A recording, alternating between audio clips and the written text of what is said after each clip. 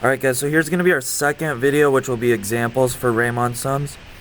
And the first one is giving us a table, and it shows the velocity of a train over a period of 10 seconds. And it wants us to estimate the distance traveled. And so, if you guys remember, the derivative of distance is equal to velocity. And so the antiderivative going backwards of velocity would then be distance. So we're going to want to do an antiderivative. Now we haven't learned how to do antiderivatives yet, but we can approximate them using Riemann sums. So it says we're going to use 10 intervals. That's going to be our n is equal to 10. And their length is 1. So really what that is that length is that width that we said.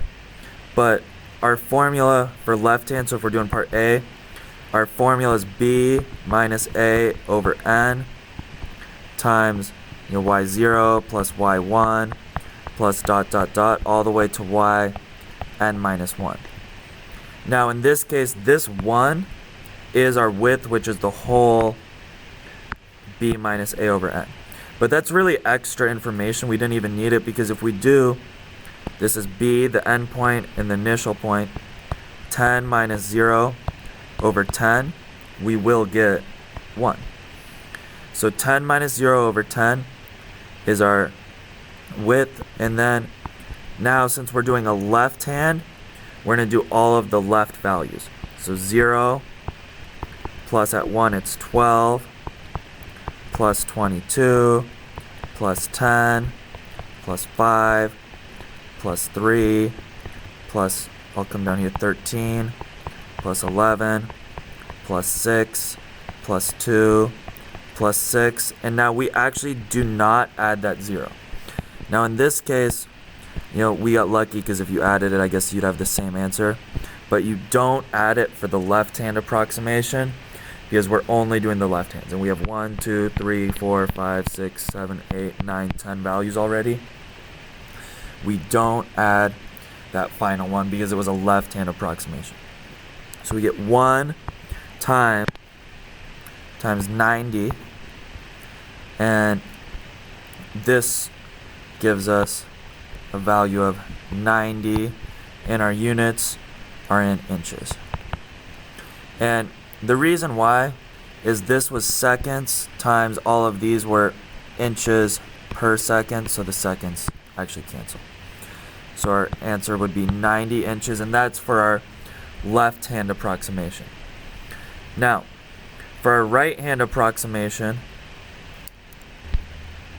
we're going to do the same thing, but now we're going to use that right-hand formula. So we're going to go, our formula is b minus a over n again, times, now we start off with y1 plus y2, and we keep going all the way until yn.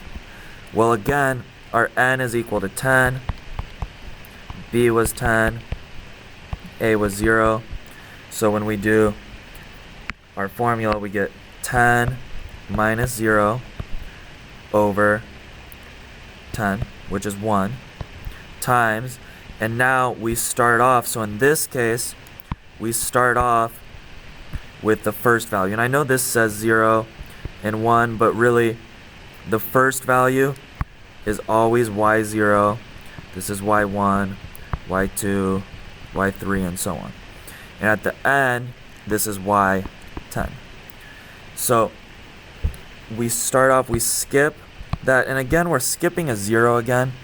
So this is kind of not exactly the best case, because we are going to get really the same answer, since we're going to add all of these, 12 plus, so we're adding them all up, and then this time we do include this last 0. So I added them up off screen for you guys, but we do include that last 0. Now, unfortunately, this is kind of a bad problem for me to choose, because again, we're going to get 90 inches, because really we skipped this 0 and we just replaced it with a new 0. So it wasn't the best approximation to use, Most of the time you do get a different answer for left and right approximations. So I should have picked a better problem. But I think you guys do get the point of this. The last one, I'm adding this part C, which is to use midpoint values with only 5 intervals. So now we really should get a different answer. And we're going to use the midpoint, but we're only using 5 intervals. So what's going to happen, I'm going to erase this stuff so we can see what we're doing. So now in part C, okay, our n is now going to be 5. A is still 10. B is still 0. So now I'm going to say B minus A over n times, and now we're doing those midpoints. So y 1/2 plus all the way to yn minus 1/2. And these halves are just the middle points.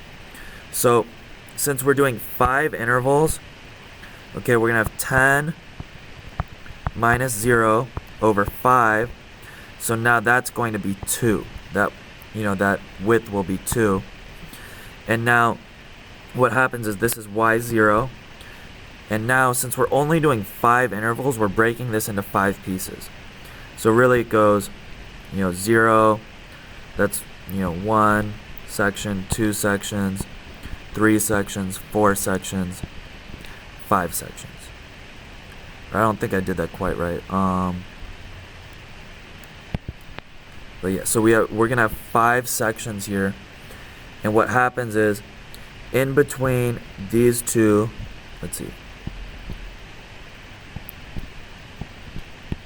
1, 2, 3, 4, 5. There we go. Okay, so 1, 2, 3, 4, 5. So in this case, we're going to be using the odd value. So we'll use, 1, we'll use 12 for our first middle, 10 for our second middle, 11 for the third middle point, and oops, I got off track. All right, 5 at 513 as our next midpoint, then plus 6, and plus another 6. So again, what we did is we broke this up into sections. So I'll do this one more time because I know that was a little confusing. So we break this up, and we're now counting by 2s. We know we're counting by 2s. So 0, 2, 4, 6, 8, 10. So when you do this height over here, okay, 10 minus 0 over 5, we got 2, which tells me, okay, I'm counting by 2s. So 2, 4, 6, 8, 10, that's where my rectangles are going to be. But it's the midpoint, so my heights are these middle values that are in between those 2s. And so we add those all up, and we'll get 47. And then we multiply 2 times 47, and we get 94 inches. And again, if you wanted to show your units, those were seconds, and this was inches per second, because this was with our time and our velocity. So we get 94 inches. So it was a little bit of a different approximation. Now I did say that usually midpoint is a better approximation, but since we have less intervals, since that n went down, we have 5 intervals instead of 10 intervals. That's why we get a different value there. So that's the first example. We're also going to do a second example that uses more of a formula. And this is y equals 2x plus 3. And again, let's do A will do left, B will do right, and C will do the middle. So with our left approximation, okay, we're going from 0 to 4, and we want 4 intervals. N is equal to 4. So I'm going to say 4 minus 0 over 4. And then we're going to do f of 0 plus f of 1 plus f of 2. And the way that you know what you're counting by the way, is once you do this, we know that our width is 1, so we're counting by 1s. So we'll do f of, basically 1 times f of 0 plus, now we're counting by 1s because this is 1. If it was 2, we do f of 0 plus f of 2 plus f of 4. So you count by whatever your width is. So plus f of 2 plus f of 3, and since it's a left-hand approximation, we end at n minus 1, below that. So this will be 1 times, now we plug in 0, we get 3, plus we plug in 1 there, we get 5, we plug in 2, we get 7, and 3 is 9.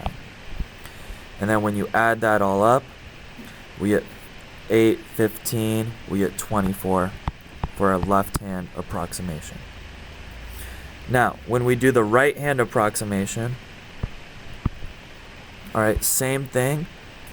Alright, 4 minus 0 over 4, that gives us 1. So again, we're going to be counting by ones, but now we start off at f of 1 plus f of 2 plus f of 3 plus f of 4. And so now for our right-hand approximation, we'll get 5 plus 7 plus 9 plus 11. And so this time we'll have 1 times 32, so we'll get 32. So most likely, this left-hand approximation is too small, and then the right-hand approximation is probably too big. You'd really want to graph it to see, but in this case that will be true. And then finally for part C, we'll do a middle approximation. And this, again, our width is always the same there. So 4 minus 0 over 4, so we're going to be counting by ones, but now we're going to do f of 0.5 plus f of 1.5, because we're counting by 1, so it goes from 0 to 1, and in the middle of that is 0.5. From 1 to 2, the middle of that is 1.5, plus f of 2.5, plus f of 3.5. So then you plug in those values, and we will get f of 0.5, remember, is y equals, I think it was 2x plus 3, or was it 3x plus 2? 2x plus 3, yeah. So y equals 2x plus 3. So we'll get 4 plus 6 plus 8 plus 10. In this case, we will get 1 times 28, which will be 28. This still might not be an exact value for the area under this curve, but probably this middle one is a little bit better. Very quickly, just to show you guys, if we had done that same y equals 2x plus 3, but let's say now we're on the interval from 0 to 12, and we want to have 4 intervals. I'm only going to do this with a left-hand approximation. So left approximation. But what ends up happening is we say b minus a over n, which is going to be 12 minus 0 over 4, which is 3. So now I'm counting by 3's. So we start off at 0, right? Because we're starting at 0. So you always start there because it's a left-hand approximation. F of 0 plus, now we're counting by 3's, so it'll be f of 3 plus f of 6 plus f of 9. And if you notice, the interval was 4, and that means we have 1, 2, 3, 4 heights. Okay, and that's how that would work. If we had instead started, like, let's say from 4 to say 20, and again we wanted 4 intervals, and now let's say we did a right-hand approximation. Okay, we would say 20 minus 4, right, 20 minus 4 over this 4 gives us 16 over 4, which is 4. So now we are counting by 4's, but it's a right-hand approximation, so you skip this starting point, which is f of 4, and then you count by 4's. We get f of 8 plus f of 12 plus f of 16 plus f of 20. Some people like to go backwards instead of skipping the first point. Some people like to go backwards, which would be fine. 4 times, you just start at the right point and count down. F of 20 plus f of 16 plus f of 12 plus f of 8. And you'll notice these are exactly the same, but I just started with f of 20 here. The main thing is just you are counting by 4s because that's what your width is. So you always count by what your width is, and you go that many spaces. So hopefully you guys have a better understanding of Riemann sums. I know this was a little bit longer of a video, but it is kind of a little bit more tricky of a concept to understand the first time around. So there's Riemann sums. I'll see you guys in class tomorrow, and come with any questions for me. Alright, thanks guys.